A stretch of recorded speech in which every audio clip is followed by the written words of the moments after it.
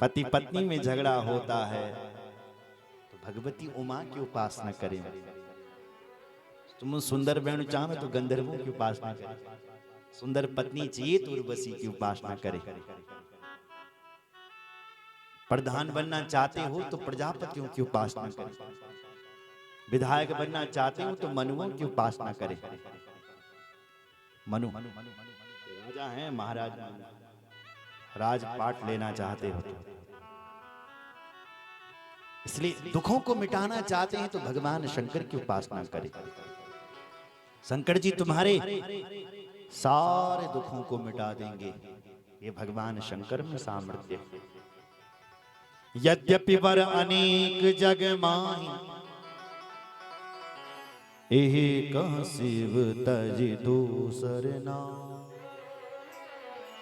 नारद जी बोलते वैसे तो वर अनेक हैं जगत में, लेकिन तुम्हारी बेटी के लिए हे हिमाचल जी शिव जी जैसा और कोई नहीं। इतना कहकर के नारद जी चले गए महाराज। अब क्या करें, कैसे अपनी बेटी को तपस्या करने के लिए भेजे? न भेजे महाराज। बेटी बोलते रही, बोली पिताजी जाऊं तपस्या करने, लेकिन नहीं। एक दिन मां पार्वती ने स्वप्न देखा और वो स्वप्न अपनी मां को सुनाया। मां जी आज मैंने सुबह सुबह सपना देखे। मां जी क्या देखी? बोल तो इन सपना मां बोले एक ब्रह्म कुमार, एक ब्राह्मण मेरे स्वप्न में आ रहा है। उसने श्वेत वस्त्र धारण किए और हे मां मेरे लिए कह रहा है कि बेटी तपस्या करो तपस्या करो तपस्या करो। सुनो जरा, अगर तुम्हें अपनी परछाई दिखनी बंद हो जाए, कभी कभी कुछ स्वप्न भी आते हैं। अगर ऐसे स्वप्न आ रहे, कंस को जब स्वप्न आते थे ना तो ऐसे स्वप्न आते थे कि शरीर पर तेल लगा करके दक्षिण दिशा की ओर जा रहा है, तो ये स्वप्न मृत्यु का स्वप्न है। अगर तुम्हें तुम्हारी परछाई दिखनी बंद हो जाए तो समझ लेना कि 6 महीने के अंदर हमारी मौत होने वाली है। परछाई दिखाई देती ना अपनी, अगर वो परछाई दिखनी बंद हो जाए,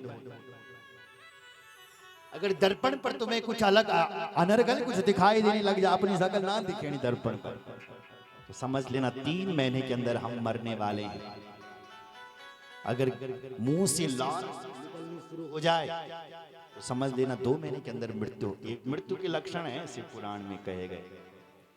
तो परछाई देवताओं की परछाई नहीं होती है, माताओं सजनों मनुष्य की परछाई होती है।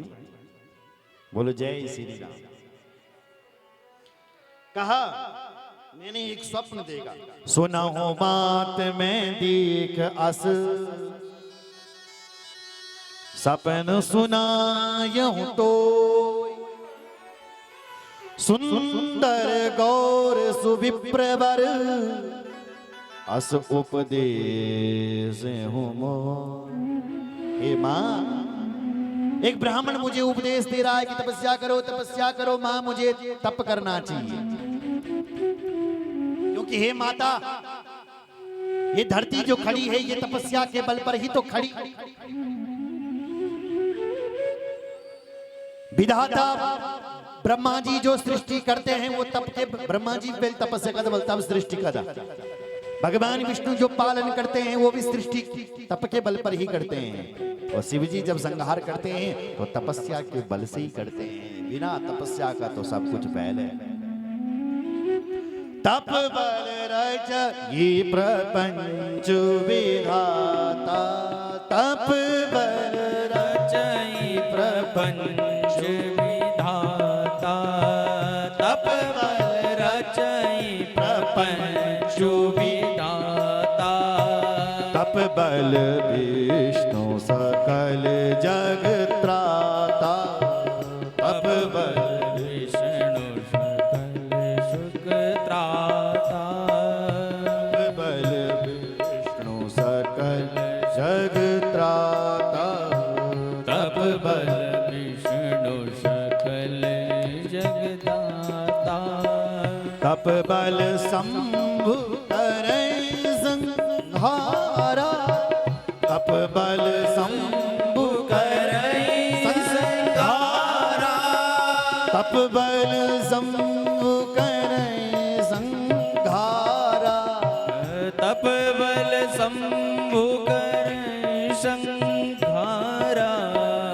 तप बल शेष धरई मई भारा, तप बल शेष धरई मही भारा।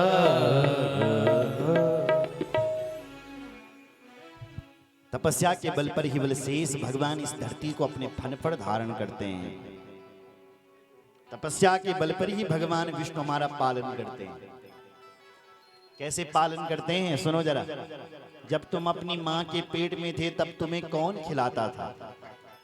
आप्यायनी नाम की एक नाड़ी होती है, उससे सारा रस ग्रहण करता रहता है बालक। तो जब तुम अपनी माँ के पेट में थे तो भगवान तुम्हारा पालन करता था। जब तुम्हारा जन्म हुआ तब भी भगवान ने तुम्हारे पालने की सब सोची। कैसे? तुरंत माँ के स्तनों में दूध दे दिया। भगवान को पता था कि इसको दूध की आवश्यकता, इसलिए दूध दे। दांत नहीं दिए महाराज। ये बच्चों को बोल जन्म होता है भगवान दांत वाणी दंद पे क्या देते हैं? दूध देते हैं। भगवान को पता है कि दूध की आवश्यकता है। और देखो जरा 84 लाख योनियां है, किसी का भी जन्म हो जाए, भैंस के बेटे का जन्म हो, गाय के बेटे का जन्म हो, बकरे के बेटे का जन्म हो, जहां माँ बेटे का जन्म हुआ तहां उसकी माँ के स्तनों में ऑटोमेटिक दूध आ जाता है। इसका मतलब उस परमात्मा को पता है कि अभी दूध की आवश्यकता है, इसलिए वो भगवान पालन करता है और श्रृंगार करता भगवान शिव हैं। और ये तपस्या के बल पर करते हैं माँ, इसलिए मुझे भी चाहिए कि तपस्या करनी चाहिए। सुनत वचन विस्मित महतारी। माता पिता को विस्मय हुआ बेटी क्या कह रही है, लेकिन फिर भी अपनी बेटी को नहीं भेजा। तब एक ऋषि आए जिनका नाम है वेदशिरा नाम के ऋषि। और उन वेदशिरा नाम के ऋषि ने हिमाचल जी को समझाया। वेदशिरा मुनिया तब सबई कहा समझाई, पार्वती महिमा सुनत रहे प्रबोध ही पार। पार्वती की जन्म की कथा सुनाई कि पार्वती साक्षात लक्ष्मी जगदम्बा है, तुम्हारी बेटी बन रखी है भगवती, इसलिए इसको मत रोको। बस इतना कहना था, बेटी को नहीं रोका। बेटी तपस्या करने के लिए निकल पड़ी और 5 बज गई है माताओं सज्जनों। अब कथा का विस्तार नहीं। बोलो जय श्री राम। सीधे शिव विभाग की ओर है ना।